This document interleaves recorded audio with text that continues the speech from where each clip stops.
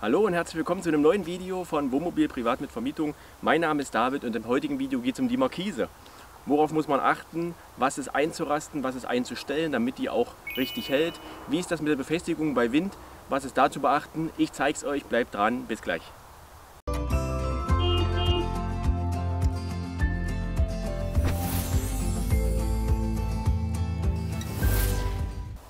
Bevor wir jetzt anfangen mit den Specs und den Infos zu der Markise, möchte ich ganz kurz sagen, das ist jetzt ein Video für Leute, die so eine Markise zum ersten Mal aufbauen wollen, die ein Mietmobil haben, die ein neues Mobil haben, die sich vielleicht auch ein Mobil holen wollen oder eine Markise holen wollen, die sich damit noch nicht zwingend auskennen. Weil natürlich die Leute, die so eine Markise haben, die kennen diese Themen, die kennen die Problemchen und die Ecken und Stellen. Aber für alle anderen, schaut es euch gerne ein. Ich hoffe, ich kann euch den einen oder anderen Tipp geben. So. Dann schauen wir uns jetzt mal die Markise näher an. Natürlich erstmal ausfahren, erstmal anschauen. Ihr habt dazu so eine Kurbel dabei. Die ist längenverstellbar, macht ja absolut Sinn im Wohnmobil oder im Camper oder was, im Kastenwagen. Meistens hat man ja Platzmangel, also stellt die euch dann dementsprechend ein, wie ihr die braucht, damit ihr rankommt. Und zur Info, das ist eine Thule Omnistar 5200 in dem Fall. Wichtig ist, ihr habt hier, ich weiß nicht, ob man das erkennen kann, so zwei Ösen. Die müssen hier oben reingreifen.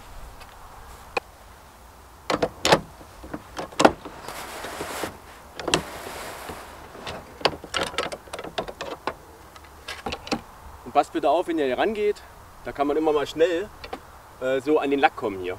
Das ist bei einmal nicht schlimm, wenn es oft passiert, hat man dann irgendwann wirklich Lackkratzer und das merkt man dann. Ne?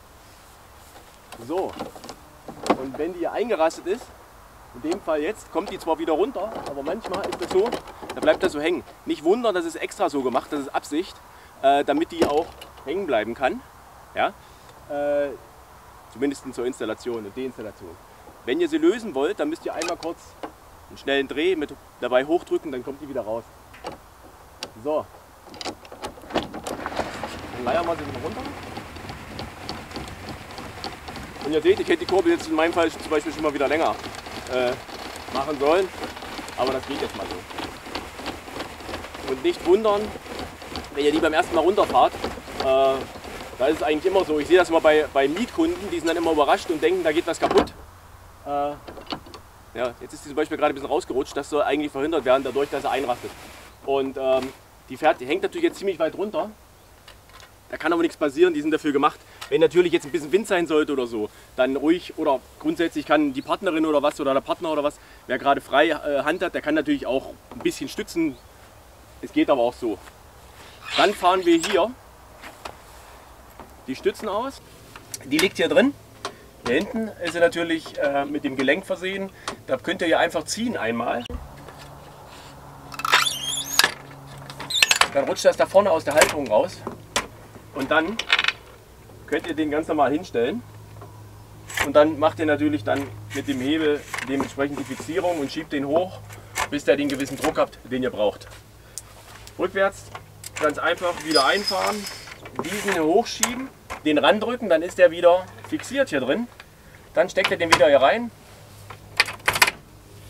und dann könnt ihr den am Gelenk wieder dort reinschieben und dann ist der wieder fixiert.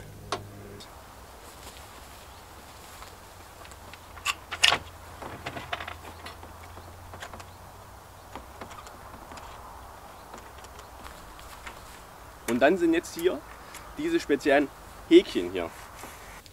Jetzt zeige ich euch noch mal näher diese speziellen Halter. Ich weiß gar nicht, wie ich sie bezeichnen soll, weil ich kann nicht so richtig nachvollziehen, warum man die so lavede macht und so klein macht. Weil jeder denkt eigentlich immer, also ich sehe es mal bei den Mietkunden, die das noch nicht kennen, das System, die denken immer, die trauen sich gar nicht so richtig, das zu machen, weil die wirklich, ich weiß nicht, ob man es sieht, aber bevor die überhaupt was machen, bewegen die sich erstens und zweitens machen die auch so ein bisschen Knistergeräusche. Und erst dann lösen die. Und wenn man das hochfährt, auch dann, wenn man das dann hier hoch macht, ich mache es jetzt mal extra so ein bisschen komisch, also man denkt, selbst ich habe jetzt gedacht, der bricht da jetzt ab. Ist einfach so gemacht, hält auch komischerweise, sonst würden die sicherlich permanent irgendwelche Stornierungen haben und hätten das schon geändert. Aber da braucht ihr keine Angst haben, die sind einfach so und das ist so gemacht. Also Ne? Das hochschieben, den Halter halten, auf dem Boden halten, einrasten, dann habt ihr eure Höhe und könnt Druck aufbauen. Dasselbe machen wir jetzt auf der anderen Seite. Erstmal lösen natürlich dementsprechend und dann hochfahren, ein bisschen unter Druck, bis die Markise gerade ist.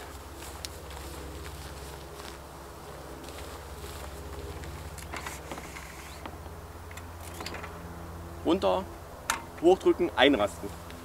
Und wenn die Markise gerade steht,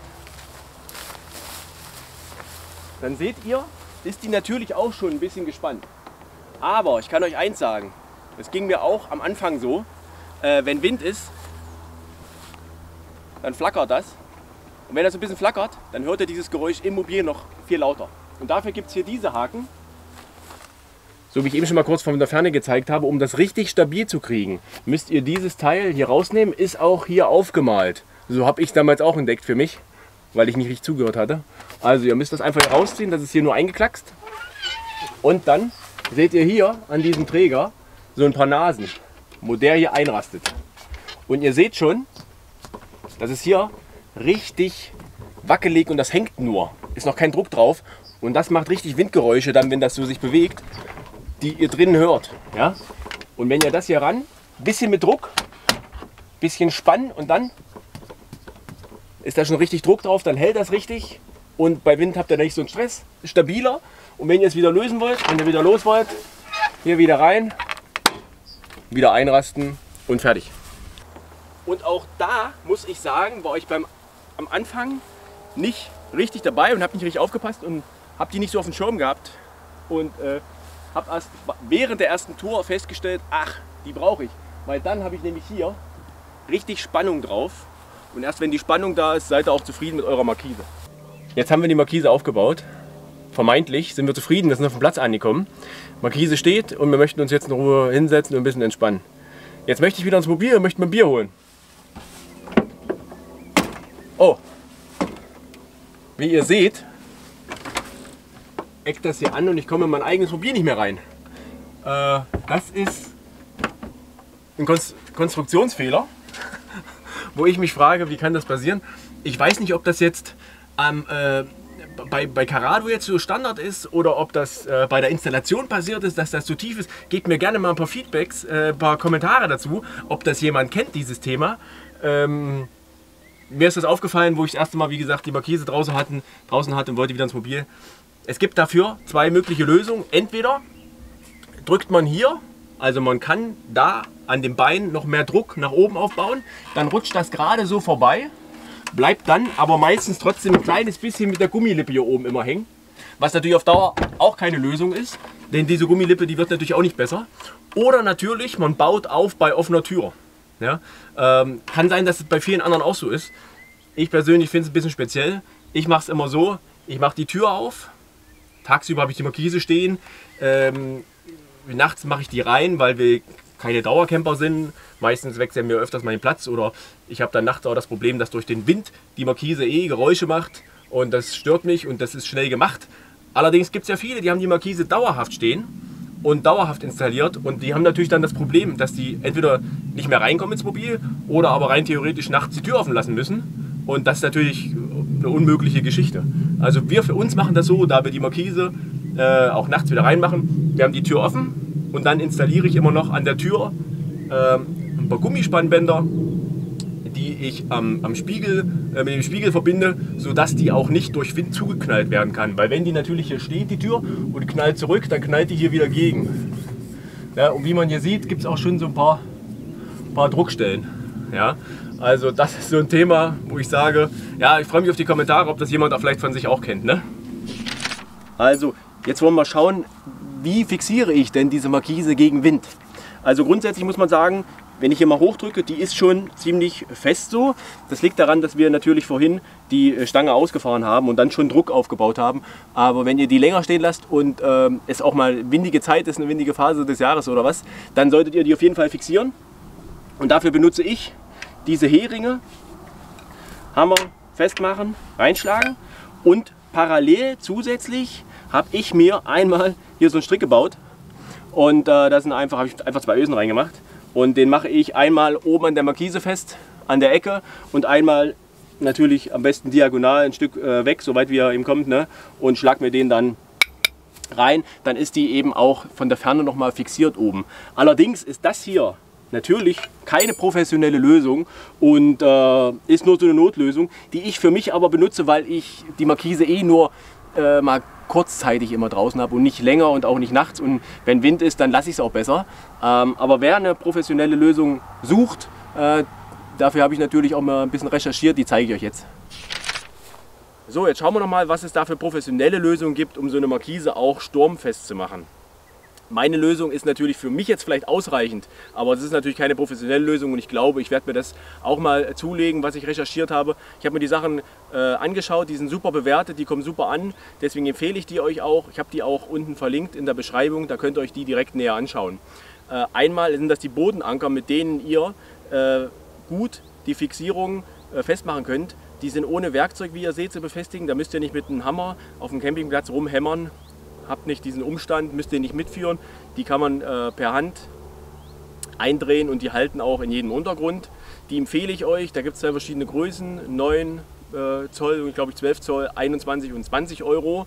Ja, das ist eine professionelle Lösung. Die sind auch leicht, die sind aus Plastik. Und dann gibt es auch noch eine Thule, die ist direkt von Thule, eine Sturmverspannung. Ja, also die ist direkt passend zu der Thule-Markise und die kostet um die 31 Euro. Das ist auch eine super Lösung. Die hat auch so einen kleinen Federmechanismus dazwischen. Das heißt, wenn da wirklich mal Wind kommt, dann ist das nicht immer so straff unter Druck, sondern es arbeitet ein bisschen. Das sind professionelle Lösungen dafür. Kann ich euch nur empfehlen. Achso, eine Sache ist noch wichtig, Feuchtigkeit. Denkt bitte dran, ihr könnt die natürlich auch im Regen mal draußen lassen oder was. Oder auch einrollen, das ist kein Problem, muss ja sein, geht ja nicht anders. Aber denkt bitte dran, dass ihr, wenn ihr die nass eingerollt habt, dass ihr bei der nächsten Gelegenheit, wo es sich anbietet, die wieder trocknen lasst, ausrollt, trocknen lasst. Auch wenn ihr es extra macht, weil ihr zu Hause schon seid oder was, lasst die austrocknen, bevor ihr die einrollt, damit die nicht Stockflecken bekommt. So, dann hoffe ich, ich konnte den einen oder anderen so einen kleinen Hinweis geben und einen Anstupser geben und Helfer geben. Gerade wenn ihr gerade das erste Mal aufbaut oder das erste Mal probiert oder vielleicht an der einen oder anderen Stelle seid, wo es vielleicht gerade mal hakt oder ihr unsicher seid. Ich freue mich, wenn ihr den Kanal abonniert, wenn ihr zukünftig dabei seid bei weiteren Videos. Ich freue mich auch, wenn ihr mal einen Daumen hoch da lasst. Eine kleine Bestätigung ist immer ganz schön. Ansonsten schaut euch gerne die weiteren Videos an. Hier geht es viel um die Vermietungsthemen, aber natürlich auch viel um Tipps und Tricks und weitere Sachen. Ich freue mich, wenn ihr dabei seid. Bis dann. Ciao.